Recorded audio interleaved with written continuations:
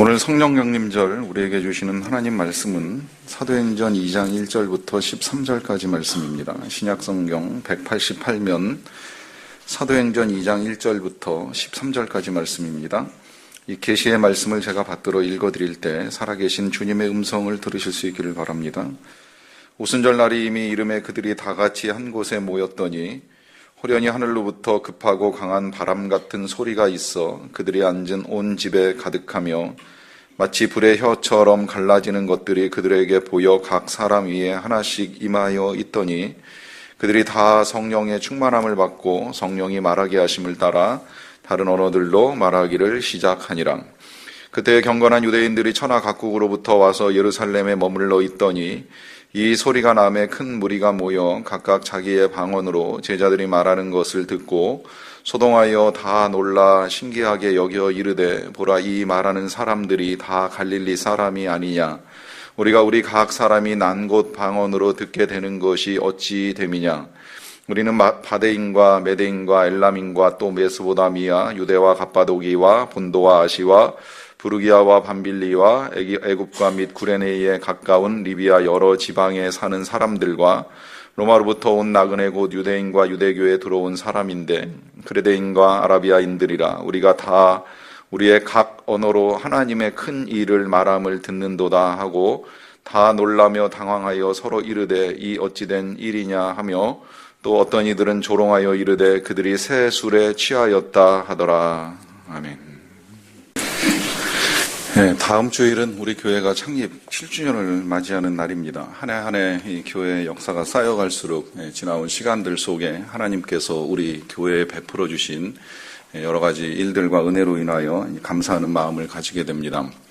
그런데 우리가 지난주에 나눈 말씀대로 하면 과거도 귀하고 감사하지만 이후에 앞으로 어떻게 달려갈 것이냐 하는 이 믿음 또 열정, 그것이 중요하기 때문에 이제 근간에는 우리 교회가 앞으로 계속 어떻게 가야 할 것이냐라고 하는 것에 대해서 이제 많은 고민을 하게 됩니다. 물론 그 고민에 대한 답은 다른 어떤 것보다 이 성경을 통해서 찾아나가는 것이 가장 중요한 일이라고 생각을 하게 되는데요. 겸하여서 들으셨겠지만 이제 올해는 마틴 루터의 종교개혁을 기념하는 그 500주년이 되는 해입니다. 곳곳에서 500주년을 맞이하는 이 개혁교회가 어떤 방향으로 갈 것이냐, 어떻게 또 다른 개혁을 이루어 갈 것이냐에 대한 논의도 많이 진행이 되고 또 기도하는 일들도 여러 가지로 진행되는 것으로 알고 있습니다. 물론 이 일에 있어서도 결국은 답은 이제 성경 속에서 하나님이 우리에게 보여주시고 가르쳐주신 이제 교회의 모습을 되찾아가는 것이 가장 중요한 일이라고 생각을 합니다. 거기에 더하여서 이제 오늘은 성령 강림절입니다. 어떻게 보면 7년 전 우리 교회가 이 땅에 세워진 것보다도 훨씬 더 중요한 것이 약 2000여 년 전에 하나님께서 이 땅에 이제 교회를 세우신 날이 이 성령 강림절이라고 할 수 있습니다. 사실 오늘날 이 세상에 흩어져 있는 이제 수많은 지역 교회들은 결국은 성령 강림절에 의해서 세워진 그 교회의 이제 하나의 가지처럼 흩어져서 이제 지역을 섬기는 교회로 만들어졌다고 볼 수 있는데, 그렇게 보면 처음 교회가 어떻게 세워졌는가, 또 세워진 교회가 무슨 일을 했는가라고 하는 것을 보는 일은 참 중요합니다. 이게 그냥 단순히 교회 공동체라고 하는, 혹은 우리가 때때로 절대 그래서는 안 되지만 판교 소망교회라고 하는 이 객관적 대상이 그 교회, 처음 만들어졌던 교회와 어떻게 다르고 또 어떻게 같은 모양을 갖춰가야 되느냐라고 하는 것을 보는 것에서 뿐만이 아니라 우리 각자가 처음에 교회를 구성하고 있었던 성도들과 비교해서 나는 그 교회의 구성원으로, 나는 교회의 구성원으로, 교회의 성도로 정말 그 처음 성도들이 가지고 있었던 모습을 똑같이 잘 가져가고 있느냐라고 하는 것을 이제 볼 수 있는 것이 우리에게 필요하다라고 하는 것입니다. 그래서 이 한 달 동안에는 그 처음 교회의 모습을 우리에게 가장 잘 보여주고 있는 사도행전 2장의 말씀을 이제 단락별로 이렇게 나누어 보면서 그때 교회의 모습이 오늘 우리 교회 공동체 가운데 회복이 되고 또 그때 교회의 성도들이 가지고 있었던 모습들이 오늘 우리 각 성도님들의 모습이 되기를 바라면서 이 말씀을 함께 나누기를 원합니다. 오늘 우리가 제일 먼저 보게 되는 이 교회의 특징은 당시에 모여 있었던 모든 사람들이 다 성령의 충만함을 받았다라고 하는 거예요. 이것이 이제 오늘 말씀의 제목이기도 한데요. 자, 성령의 충만함을 받았다. 이게 어떻게 보면 좀 이제 어렵기도 하고 추상적으로 들리기도 하고 그 충만하다는 건 도대체 뭘까? 이제 이런 생각을 할 수 있는데 먼저 그 성령 충만의 증거에 대해서 4절 말씀을 읽고서 좀 나눠보겠습니다. 그들이 다 성령의 충만함을 받고 성령이 말하게 하심을 따라 다른 언어들로 말하기를 시작하니라. 자, 이것이 이제 처음 교회가 만들어질 때 나타나는 현상인데 일단은 모여 있었던 모든 사람들이 다 성령의 충만함을 받았다는 거고요. 그 다음에 그 성령 충만함을 받은 사람들이 제일 먼저 한 것이 성령이 말하게 하심을 따라 말하기 시작을 했습니다. 물론 이제 그때 당시에 그들은 바로 성령 충만함 가운데 방언을 할 수 있게 됨으로 인하여 가지고 그 당시에 예루살렘에 모여 있었던 사람들에게 각자 자기의 허락하신 방언을 따라 전하는 일들을 하기는 했습니다만 이제 그 방언을 할 수 있느냐 없느냐보다 더 중요한 건 성령이 말하게 하심을 따라 말한다는 거예요. 내 생각을 가지고 말하는 것이 아니라는 겁니다. 성령이 임하시고 그 성령이 함께 계시는 가장 큰 증거는 내 생각에 따라 이제 생각하는 것이 아니라 하나님의 생각을 가지고 생각하고 성령이 말하게 하심을 따라 말하는 것이 첫 번째 증거라고 하는 것입니다. 그렇게 성령의 말하게 하심을 따라 그러면 이제 그들이 무슨 말을 했느냐라고 하는 것이 중요해지는데 그러면 그들이 전한 내용을 우리가 함께 볼 필요가 있습니다. 그 전한 내용은 11절에 이렇게 기록이 되어 있습니다. 그레데인과 아라비아인들이라 우리가 다 우리의 각 언어로 하나님의 큰 일을 말함을 듣는도다. 이 말은 당시에 이 교회에 구성하고 있었던 성도들이 각자 성령의 말하게 하심을 따라 말하는 것을 보게 된 그때 당시에 모여 있었던 주변 사람들의 반응이에요. 그 사람들의 반응이 지금 이 말씀에는 우리가 각 언어로 하나님의 큰 일을 말하는 것을 듣는다 그래요. 각 언어로 듣는다는 이제 이것이 방언이고요.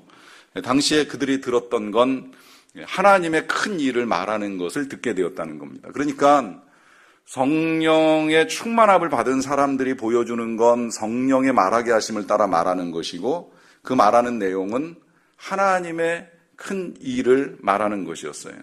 그러니까 이제 이걸 가지고 오늘 이 자리에 계신 저와 여러분들이 확인해 볼 수 있을 것 같아요. 내가 성령 충만한가 안 한가. 그 한 가지 기준은 내가 무슨 일을 말하고 있는가, 하나님의 일을 말하고 있는가, 아니면 딴 일을 말하고 있는가, 뭐 세상 일, 정치 일, 뭐 교육 일, 경제 일, 뭐 어떤 것이 내 입에서 나오는 대화의 주제이고 내가 관심을 가지고 있는 것이 무엇인가. 오늘 성령의 충만함을 받은 사람들이 보여주는 가장 큰 증거는 하나님의 일을 말하는 거예요. 세상 일을 말하는 것이 아니라는 겁니다. 그럼 여기서 말하는 하나님의 일은 뭐고 또 그것도 그냥 하나님의 일이라고 표현하지도 않고 하나님의 큰 일이라고 표현을 했습니다. 그러니까 이 하나님의 큰 일을 우리가 알아야 되고 그것을 말할 수 있어야 되는데 하나님의 큰 일이 과연 무엇이겠습니까? 그 가장 큰 일은 한마디로 말씀드리자면 예수 그리스도예요. 오직 예수 그리스도. 왜 예수 그리스도가 하나님의 큰 일이 될까요? 그 예수 그리스도를 통해서 하나님이 이 세상 모든 사람들을 구원하기로 작정을 하셨기 때문에 이 일이 가장 크고 중요한 일이 됩니다. 이 일을 위해서 하나님은 하나밖에 없는 독생자 예수님을 우리에게 보내주시는 일을 하셨고 그 예수님이 우리의 죄 때문에 고난당하는 일을 하게 하셨고 그 고난당하신 예수님이 우리의 죄를 용서하시기 위하여 다시 부활하시는 역사를 일으키게 하셨고 그 부활하신 예수님이 이제 승천하시면서 약속하신 성령을 우리에게 보내주시는 일을 하셨는데 이 귀한 사실을 믿으면 구원을 받고 예수님과 함께 이 땅으로부터 영원한 삶을 살게 됩니다. 그런데 이 사실을 믿지 못하면 이 땅에서부터 영원토록 멸망받을 인생이 된다는 거예요. 여러분 생각해 보시면 이 일이 얼마나 정말 중요한 일입니까? 우리가 이 세상에서 사는 것 순간으로 지나갈 것이요. 보이지 않는 것이 영원하다 했는데 그 보이지 않는 영원한 삶을 천국에서 살 것이냐 지옥에서 살 것이냐 이걸 우리가 지금 결정을 해야 되는데 이거보다 더 중요하고 큰 일이 어디 있겠어요. 이 큰 일을 지금 예수님의 제자들이 성령 충만함을 받고 나서 이제 전하기 시작을 하는 거예요. 들으면서 긴가민가 할 수도 있으시고요.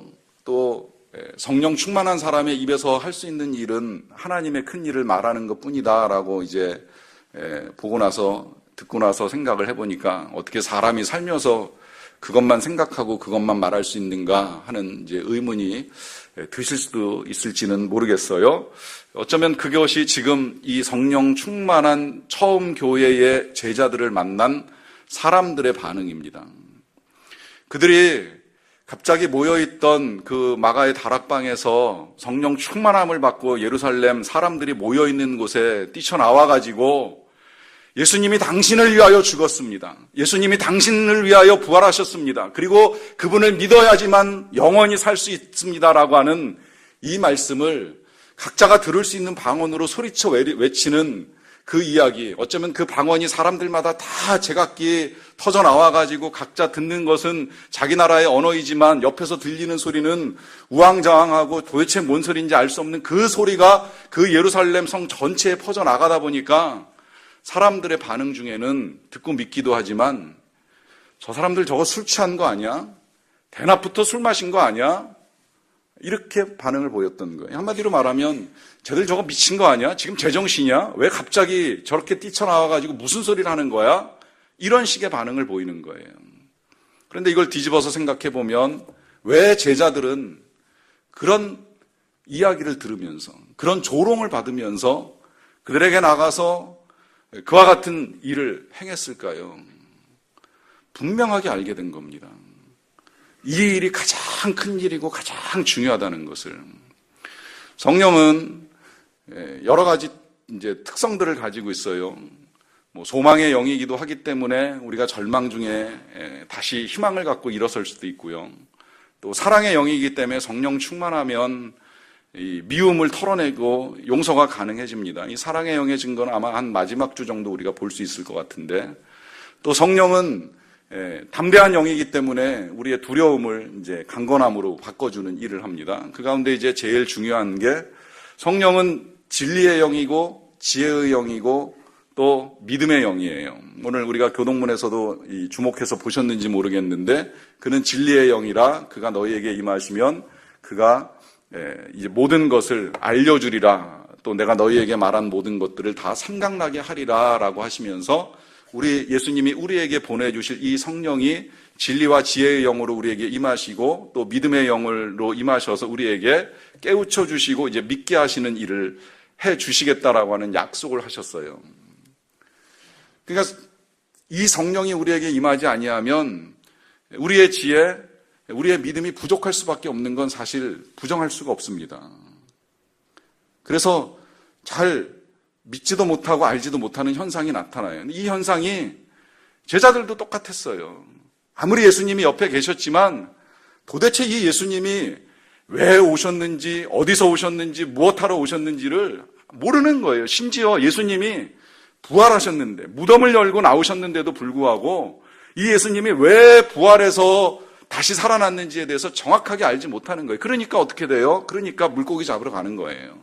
그리고 예수님이 승천하시기 전까지도 마지막 관심, 우리 이스라엘 언제 회복됩니까? 언제 해방됩니까? 언제 이 로마로부터 해방될 수 있습니까? 여전히 그들의 마음속에 관심은 그렇게 해서 만약에 예수님이 이 로마로부터 이스라엘을 해방시켜 주시면 그 옆에 우리가 제일 가까이 있었으니까 그 예수님 덕에 한 자리 차지할 수 있지 아니할까? 권력을 질 수 있지 아니할까? 그 권력 덕에 이제 어부생활 청산하고 부자가 될 수 있지 아니할까? 뭔가 내가 좀 큰 힘을 가진 이 세상의 능력자가 될 수 있지 아니할까? 이게 그들의 관심의 전부였어요. 예수님 떠나시기 직전까지도 몰랐어요. 그러다가 예수님 가시고 다 성령의 충만함을 받았을 때 그때 눈을 뜨는 거예요. 그때 그 예수님이 하나님의 아들이시구나. 그 예수님이 진짜 왕이시구나. 저 시저가 왕이 아니라 예수님이 왕이시구나. 저 예수님이 다시 우리에게 오시는구나. 오실 때에는 한 사람도 예외 없이 그 예수님의 심판의 보좌 앞에서 심판을 받는구나. 그래서 그 예수님을 믿지 아니한 자는 멸망할 것이요, 감사하게도 우리는 그 예수님을 믿고 따라 이제 구원을 받게 됐으니 얼마나 감사한가. 이 귀한 예수님을 전하지 아니할 수가 없다라고 하는 그 강력한 성령의 충만하심에 힘입어서 그들이 나와 예수님을 전하는 겁니다. 전하는 중에 미쳤다, 술 취했다 소리 들어도 캐리할 수 없어요. 왜? 너무 중요한 사실을 알게 된 거예요. 인생 일대에 있어서 이보다 더 중요한 것이 없다라고 하는 사실을 분명하게 깨달았기 때문에, 성령을 통해서 알고 성령을 통해서 믿었기 때문에 그 사실을 전하기 위해서 그들은 이 사람들이 모여 있는 곳으로 나와 있는 것입니다. 여러분, 그래서 우리에게 성령의 충만함이 필요한데요. 그 성령의 충만함, 어떻게 우리도 그러면 충만해질 수 있는가라고 하는 것이 이제 되게 중요한데요. 여러분, 일단 지금 말씀을 들으면서 자기 자신을 스스로 이렇게 돌아보아 나는 충만한가 충만하지 아니한가의 이 문제를 놓고 나는 아닌 것 같다라고 하면 이제부터라도 그런 소원함을 좀 가지시기를 부탁을 드립니다. 마음이 중요합니다. 우리가 어떤 마음을 가지고 살아가느냐. 물론 때때로 마음이 없는 경우에도 하나님이 전적인 은혜를 베푸셔서 하나님의 영을 경험하게 해주시는 일들이 일어나기는 하지만, 그러나 갈망하는 자에게 주시는 분명한 은혜가 있습니다. 목마름 가운데 나아갈 때 하나님의 은혜가 임합니다. 우리의 구원이라는 게 그래요. 지금도 제가 정말 하나님의 큰 일인 이 구원, 어떻게 우리에게 허락되는가를 분명하게 말씀을 드렸는데, 여전히 정말 사람이 그렇게 구원을 받을 수 있을까라고 하시는 이제 생각을 하는 분들이 이 자리에도 계실 거예요. 그 이유는 이제 대략 보면 그런 사람들이 이 세상에서 사람들 보기에는 되게 이제 선하고 착하게 양심껏 바르게 또 열심히 또 때로는 교회에서 봉사도 하면서 살아오신 분들이 많을 가능성이 있습니다. 그런 분들에게 주님으로 말미암는 구원이 받아들여지는 것이 쉽지 않다는 걸 제가 알고 있어요. 그런데 드러나든 드러나지 아니하든 정말 좀 양심이 있어서 드러나진 않았지만 하나님 보시기에 내가 정말 철저하게 죄인이구나, 내가 정말 구제불능이구나, 내가 내 힘으로 구원받는 게 도저히 안 되는 일이구나, 나 같은 사람이 도대체 어떻게 구원을 받고 용서를 받고 하나님 나라에 들어갈 수 있을까라고 하는 그 절망이 처절하게 이루어지면 그 사람은 하나님의 은혜를 구할 수밖에 없어요. 주님, 내 힘으로는 안 됩니다. 당신이 필요합니다. 하나님의 은혜가 아니면 내가 어떻게 살겠습니까? 이 절망 속에 예수님의 십자가 사건이 소망으로 다가오면서 날 구속하기 위하여 죽으신 예수님의 십자가가 그냥 예사롭게 보여질 수가 없는 거죠. 그냥 믿어지는 거예요. 내가 죄인인데 이 죄인을 위해서 하나님의 아들이 십자가에서 죽으셨다는 그 사실이 너무 감격스러워서 견딜 수가 없는 거예요. 그런데 이게 내가 의로우면 안 보이는 거예요. 내가 의로우면 알 수가 없는 거예요. 내가 부족해야, 내가 연약해야, 내가 간절해야 그게 보이고 알게 되는 거거든요. 이게 성령도 똑같아요. 별로 관심 없으면 하나님도 주시기가 쉽지 않은 거예요. 줘봤자 좋은 줄을 모르는데, 이게 귀한 줄을 모르는데, 우리가 그 구원의 은혜를 값싼 것으로 만들어버려가지고 예수 믿으면 천국 가겠지라고 하는 막연한 생각을 가지고 그 귀한 은혜를 값싸게 만들어버린 것과 똑같이 성령 주시든지 마시든지 나하고 무슨 상관이 있겠어. 그거 괜히 받아가지고 정말 나가서 예수 전하다가 미친놈 소리나 듣지 않나 하는 이런 생각을 가진 사람들에게 하나님이 하나님의 영을 그렇게 쉽게 주시기도 쉬운 일은 아니지요. 그러니까 우리의 마음이 참 중요합니다. 어떤 마음, 내가 정말 갈망하는가. 그 마음이 힘들면 이렇게 하시는 것도 전 좋으리라고 생각을 합니다. 정말 예수님 생각을 많이 하시고요. 여기 그냥 폼으로 세우는 게 아닌데 24시간 예수님과 동행하기 위해서 예수님 생각을 많이 하는 일도 필요한데요. 특히 우리의 대화의 자리에, 우리가 사람들을 만나서 이야기하는 자리에 예수님을 좀 초청하세요. 여기서 예수님을 초청한다는 건 여기에 계시겠지, 계시거나 마시거나의 그런 정도의 생각이 아니라 의도적으로 예수님을 좀 모시고 와서 우리의 대화의 소재를 예수님으로 좀 한번 바꿔보시는 일을 좀 해보셔도 좋을 것 같아요. 처음엔 좀 어색해요. 더더군다나 이 일이 오늘 우리가 살고 있는 이 세상에서 교회에서 이야기하는 것도 굉장히 어색한 일이 됐고요. 또 특히 제가 이제 어제도 확인했지만 신학교에서도 신학생들끼리 예수님 얘기하면 쟤 왜 저래 이렇게 쳐다보는 세상이 될 정도로 예수 믿는 사람들이, 신학생들이 예수님에 관한 이야기를 어색하게 생각하는 이 시대의 산이, 우리가 성령의 충만함이 없는 건 어떻게 보면 너무 당연하게 느껴지는데 그럴수록 대화의 자리에 예수님을 좀 끌고 와서 이야기를 나눠보세요. 설사 그 대화의 소재가 뭐 정말 재정 문제고 정치 문제고 교육 문제고 자녀 문제고 뭐 하더라도요, 그 문제와 예수님은 어떤 관계가 있을까?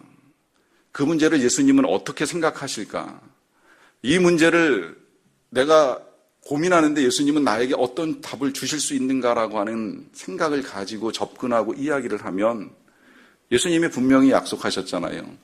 두세 사람이 내 이름으로 모인 곳에, 여기서 내 이름으로 모인다는 이 말씀을 잘 들으셔야 되는데, 교회 다니는 사람들이 모인 곳이라는 의미가 아니에요. 예수님의 이름을 가지고 예수님과 함께 그 자리에 모여서 예수님과 함께 대화하는 사람들. 그래서 내 재정의 형편이 지금 어렵지만 우리 예수님이 날 어떻게 도와주실지 모르겠어.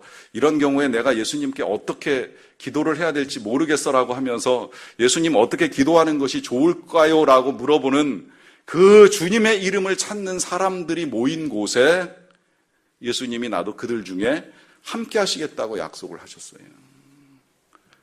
이 말은 우리가 찾으면 주님이 그 자리에 함께 하시겠다는 거예요.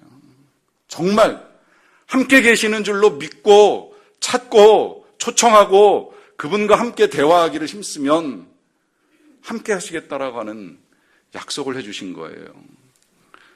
저도 부끄럽지만 그 일을 잘 못하던 목사이기 때문에 죄송하게 생각을 하면서 이 한 주간 더 의도적으로 그렇게 살아보려고 나름 대화의 자리에 주님을 초청하는 일을 몇 차례 해보는 일이 있었어요. 놀라운 건 주님이 그렇게도 기뻐하시고 정말 그 자리에 오셔서 대화의 주인공이 되어주시는데, 함께 나누는 저나 대화하는 분들의 마음이 다르다라고 하는 걸 충분히 느낄 수 있게 해주셨어요. 살아계신 예수님, 우리가 관심 가지면 정말 좋아하세요. 우리가 관심을 안 갖는데 성령이 우리에게 임하신다, 주님이 우리에게 임하신다, 쉬운 일은 아니죠. 우리의 마음이 필요합니다. 자, 제가 이 우리의 마음의 중요성을 여러분들에게 말씀을 드렸는데, 그 다음에 이제 필요한 것이 이 중요성을 믿는 믿음, 이걸 이제 바꿔서 표현하면 약속을 믿는 믿음이라고 말씀드릴 수 있을 것 같은데요. 하나님이 우리에게 성령을 보내주신다라고 하는 이 약속, 그 약속을 일단 본문 앞에 있는 사도행전 1장 4절과 5절 말씀을 보고 나서 말씀드릴게요. 사도와 함께 모이사 그들에게 분부하여 이르시되 예루살렘을 떠나지 말고 내게서 들은 바 아버지께서 약속하신 것을 기다리라. 요한은 물로 세례를 베풀었으나 너희는 몇 날이 못되어 성령으로 세례를 받으리라. 자, 이제 이게 예수님 정말 마지막 유언이에요. 승천하시기 전에. 부활 전의 말씀은 뭐 다시 살아나실 거니까 어떻게 보면 유언 아닐 수도 있는데, 이건 이제 마지막 제자들을 두고 세상을 떠나시면서 하시는 유언 말씀에 이제 당부하시는 것이 그 4절 밑에 보시면 아버지께서 약속하신 것을 기다리라. 그리고 그 약속은 몇 날이 못되어 성령으로 세례를 받으리라 라고 하는 약속을 해주신 거예요. 자, 제자들은 이 약속을 믿은 겁니다. 이건 예수님의 약속입니다. 예수님은 신실하신 분 아니십니까? 어떤 약속도 어떤 말씀도 다 반드시 지키시는 진실하신 하나님의 아들입니다. 그 하나님의 아들이 이 세상을 떠나기 전에 마지막으로 제자들에게 약속하신 건 한 가지예요. 성령을 보내주시겠다. 성령을 주시겠다. 자, 그 약속을 받은 제자들이 보인 반응도 좀 우리가 볼 필요가 있겠는데요. 그 1장 14절의 말씀 한 절을 좀 더 보겠습니다. 여자들과 예수의 어머니 마리아와 예수의 아우들과 더불어 마음을 같이하여 오로지 기도에 힘쓰더라 그래요. 자, 제자들이 그 약속을 믿고 한 일이 바로 기도하는 일이었습니다. 기도. 이 기도를 하던 중에 이제 그들에게 오순절날 성령이 임하시는 역사를 경험하게 됩니다. 자, 왜 제자들이 기도할 수 있었을까요? 자, 여기서 이제 우리가 좀 보기 원하는 거는 제자들이 그냥 기도했을 것 같지 않다는 생각을 가지고 그들이 과거에 예수님과 함께 있을 때 예수님께로부터 들었던 여러 가지 말씀들 가운데 몇 절을 저는 기억하였을 것이라고 이제 여겨지는데, 그 기억한 내용이 나중에 이제 복음서로 우리에게 기록돼서 전달이 되는데, 그 구절 먼저 좀 보고 나서 좀 더 이어나가겠습니다. 그 구절은 누가복음 11장 9절하고 13절의 말씀이에요. 자, 9절 보시면 먼저 내가 또 너희에게 이르노니 구하라. 그러면, 이건 스크린을 보셔도 좋을 것 같은데요. 내가 너희에게 이르노니 구하라 그러면 너희에게 주실 것이요, 찾으라 그러면 찾아낼 것이요, 문을 두드리라 그리하면 너희에게 열릴 것이라 그래요. 일단 구하라는 말씀을 쭉 하시면서 요 중간에는 이제 구하는 자에게 그 주시는 것에 대해서 아버지의 비유를 가지고 이제 말씀을 해주시는데, 넘어가 13절을 보시게 되면 이렇게 마지막에 말씀합니다. 너희가 악할지라도 좋은 것으로 자식에게 줄 줄 알거든 하물며 너희 하늘 아버지께서 구하는 자에게 성령을 주시지 않겠느냐라고 하는 말씀을 하십니다. 자, 아버지가 자식에게 좋은 거 주는 것에 대해서는 더 이상 설명을 하지는 않겠어요. 다만 하늘에 계신 우리 아버지 하나님도 선하신 분이신데, 그 선하신 우리 아버지 하나님이 우리에게 좋은 것 주는 걸 절대 싫어하실 리가 없죠. 만약에 그런 아버지 아니라면 믿을 필요도 없어요. 근데 그 아버지가 우리에게 주시기 원하시는 가장 선한 것이 뭘까요? 그걸 지금 여기서 이렇게 정리해 주시는 거예요. 그것은 성령. 성령을 너희에게 주시지 않겠느냐. 제자들이 예수님 승천하시고 나서 뒤늦게 이 말씀을 기억하는 거예요. 구하라고 하셨잖아. 우리가 그냥 기다리고만 있을 것이 아니라 모여서 좀 한번 기도해보자. 기도해야지 주시지 않겠느냐. 구하면 주시겠다고 하지 않겠느냐. 두드리면 열린다고 하셨으니까 우리가 천국문을 좀 두드려보자. 하늘문이 열리고 성령이 우리에게 임하지 않겠느냐. 이 성령이 좋은 것이라고 말씀하셨는데 이 성령을 우리가 받아야 되지 않겠느냐. 하나님께 구해보자. 그러면서 그들이 한 것이 바로 오직 기도에 힘쓰는 일이었던 거예요. 열흘 동안 주님 승천하시고 나서 이 성령 강림하시기까지 열흘 동안 하루도 쉬지 않고 기도하는 일을 한 것입니다. 여기서 한 가지 더 제가 이번에 깨닫게 된 건 9일까지만 기도하시면 안 돼요. 제일 억울한 사람은 그 사람이에요. 열심히 기도하다 뭐 별로 달라지는 것도 없네, 뭐 새로워지는 것도 없네, 이런 생각하고 9일째 포기하고 그냥 집으로 돌아간 사람은 지금 이들이 경험한 이 귀한 경험, 신령한 하늘의 은총이 충만하게 임하는 이 경험 하지 못하고 돌아가는 불행에 빠지는 거예요. 그런데 그 9일을 넘기고 열흘째, 알 수 없었지만, 이게 도대체 언제 임할지 정확하게 알 수는 없었지만 그저 그냥 약속 믿고, 구하면 주신다는 말씀 믿고, 구하는 자에게 좋은 거 주시는 하나님의 선하심을 믿고 구하는 자에게 약속하신 성령이 임하는 은혜를 경험하게 됩니다. 여러분, 뭔가 내 안에 채워지지 아니하는 허전함, 혹은 헛헛함, 불안함, 어떤 것을 가지고 있든지 충만함이 아니라면, 예수의 충만으로 말미암아 넘치는 기쁨과 감사, 그리고 사랑과 믿음이 아니라면 다시 시작하셔야 돼요. 기도하셔야 됩니다. 다시 구하셔야 돼요. 주님을 믿고 구하셔야 돼요. 약속을 믿고 구하셔야 됩니다. 그런데 오늘 이 예배를 드리고 여러분들이 이 예배당의 문을 나서고 난 다음에 그래 기도해야지 이렇게 생각하고 떠나셔도 막상 그 기도하는 일이 쉽지는 않다는 걸 알고 있습니다. 어제도 우리 아침에 교역자들과 함께 책을 읽고 그 책의 내용들을 나누면서 다 같이 공통적으로 책을 통해서 깨닫게 된 건 우리가 기도해야 된다는 사실과 하나님의 말씀을 더 열심히 깊이 있게 들여다봐야 된다는 걸 고백하고 나누는 일을 했습니다. 그러고 나서 헤어지고 난 다음에 제 마음에 그런 생각이 들었어요. 내가 이 약속을 잘 지켜야 되는데, 정말 기도하는 시간이 늘어나고 또 성경을 보는 일을 더 잘 해야 될 터인데 라고 하는 마음이 들면서 그동안에 그러한 사실을 깨닫기는 하였지만 막상 일상으로 돌아가서 그 깨달음을 실천으로 옮겨가는 일을 잘 하지 못했던 저 자신의 경험들이 생각이 났습니다. 그래야 되는 줄은 알지만 막상 다시 일상으로 돌아가면 그래야 된다는 생각조차도 하지 못하고 살아가는 우리의 이 분주한 삶의 자리에서의 경험들을 통해서 혹 오늘 이 시간에 우리에게 성령이 충만함이 필요하다는 것도 깨닫고 그 충만함을 위해서 기도해야 된다는 사실도 깨달았지만 막상 돌아가서 그 일이 쉽지 않을 수 있다는 생각을 하게 되는 것이지요. 여러분, 그래서 우리가 해야 될 또 한 가지가 있습니다. 그건 모이기에 힘써야 된다는 거예요. 모이기에 힘써야 된다. 오늘 이들이 경험한 성령의 충만함은 개인이 기도하는 자리에서 일어난 거 아닙니다. 물론 저는 개인이 기도하는 걸 절대 부정하지 않고 또 그 가운데 임하시는 성령도 부정하지 않고 개인이 기도하다가 성령의 충만함을 받고 방언이 터지는 사람들을 보는 일도 몇 차례 있었기 때문에 다 좋다 생각해요. 만약에 정말 홀로 집에 가서 난 얼마든지 기도할 수 있고 난 얼마든지 성령 충만하게 살아갈 수 있는 분은 이 뒤에 부분은 무시하시고 안 들으셔도 상관이 없어요. 그러나 듣기는 들었지만 알기는 알았지만 깨닫긴 깨달았지만 막상 돌아가면 기도하는 게 안 되고 성경 보는 게 안 되면 그래서 모여야 된다는 거예요.